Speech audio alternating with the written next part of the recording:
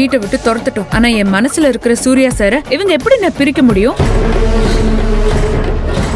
சூர்யாவை எப்படி நல்லா கவனிச்சுக்கணும்னு எங்களுக்கு தெரியும். அதுக்குதான் இத்தனை பேர் வீட்டுல காவலுக்கு இருக்கும். புரியுதா?